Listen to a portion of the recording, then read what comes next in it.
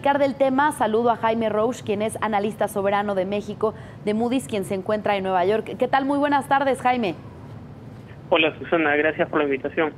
Gracias por acompañarnos. Pues bueno, después de leer esta información, vemos que México es un caso muy parecido al de Brasil, pues existe un hartazgo generalizado de los gobiernos actuales, de la corrupción. Entonces, cuéntanos, ¿cuál es el riesgo que existe ante el proceso electoral en México?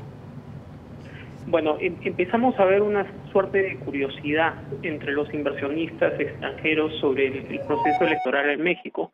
Todavía no ha empezado la campaña de lleno, por supuesto, pero hay mucha expectativa de qué es lo que va a pasar con este proceso electoral. Hemos visto cómo ha aumentado el riesgo político, no solo en la región latinoamericana, sino también en todo el mundo, y es por eso que esta elección en México se empieza a poner en el foco de la atención de los inversionistas.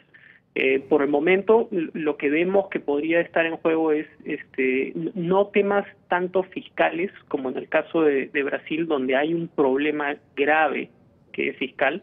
En Colombia se tiene una especie de problema fiscal, digamos, light, en el sentido de que no es de ninguna manera tan serio como el de Brasil, pero sí hay un proceso de consolidación que tiene que mantenerse. En el caso de México, lo que estamos hablando es de la implementación de las reformas ya tomadas en el 2013 y 2014.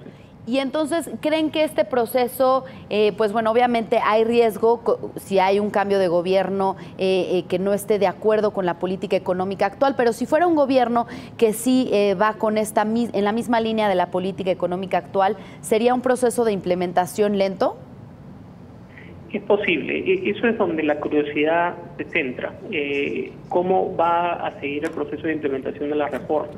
El hecho de que si las reformas no se siguen adoptando, implementando con el mismo ritmo con el cual se han ido implementando en estos últimos 3 años, es una oportunidad perdida para México, ya que estamos hablando de un periodo presidencial relativamente largo de 6 años, mientras que en el resto de la región los periodos presidenciales por lo general son de 4 años y no se extienden más de 5 años. Entonces, el tema es más un tema sobre el desempeño económico a mediano plazo de México versus temas más problemáticos, más fiscales en los otros casos electorales. Entonces, la naturaleza de la tensión es un poco distinta, pero eso tiene implicaciones para toda la economía y para las cuentas fiscales, por supuesto, en el largo plazo. Entonces, nuevamente, la pregunta es qué tanto se enfocarán los candidatos una vez que se determine el ganador en cuanto a la implementación de estas reformas. Y también importante la conformación del Congreso, ¿cierto? Eso será clave, independientemente del presidente que llegue a gobernar, será clave la composición del Congreso, pues para ayudar a frenar o a implementar las agendas que traigan.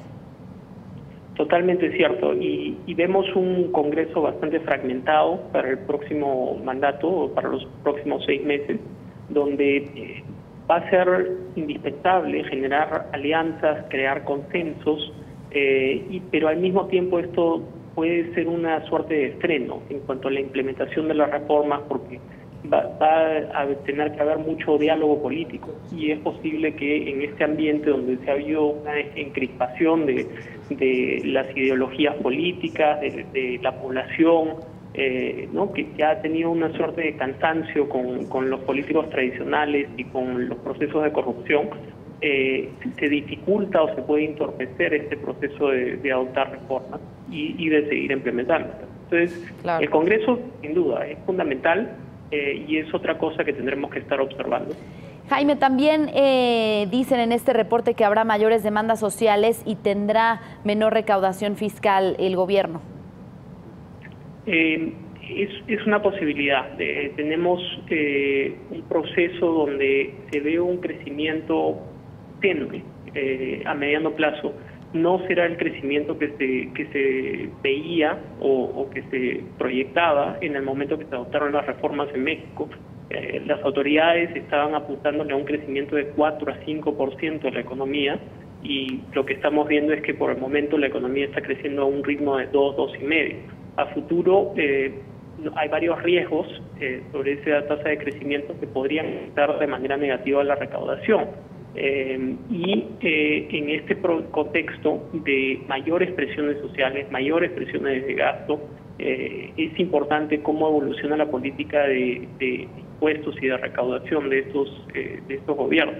Entonces, es muy importante que las políticas se mantengan en una línea de responsabilidad fiscal para no llegar al extremo de los problemas que vemos en el caso colombiano, donde el crecimiento no se está manifestando y tenemos ingresos que están bastante débiles. Y bueno, ni hablar del caso brasileño, que eso ya es una crisis fiscal, ¿no? O sea, bastante seria, que no vemos eso en México. El tema de Colombia es más que nada una caución a lo que podría llegarse si no se adoptan políticas correctas.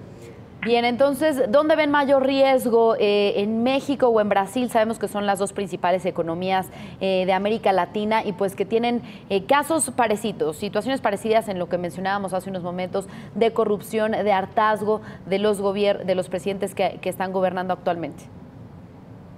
Sí, bueno, sin duda la presión es mayor en Brasil, ¿no? Donde ya tenemos un déficit bastante elevado, un gasto mucho más rígido que en México y donde se tiene un déficit mucho más elevado que en México. Lo que hemos visto en los últimos meses es que el resultado fiscal del 2017 para México ha sido muy favorable y las políticas de reducción del déficit están funcionando. Entonces, el riesgo es mucho mayor en Brasil. Mucho mayor en Brasil, pero bueno, sí ven riesgos en México y esto podría sin duda afectar nuestra calificación crediticia. Tal cual. Sí, los riesgos son más de mediano plazo y hacia dónde lleva la siguiente administración el manejo macroeconómico del país y la adopción de reformas. Bien, pues muchas gracias por el análisis, Jaime Roche, analista soberano de México de Moody's Investors Service. Estamos pues muy atentos cómo se vaya desarrollando, por supuesto, este proceso electoral y los análisis de Moody's. Muy buenas tardes. Un placer, Susana. Gracias, igualmente.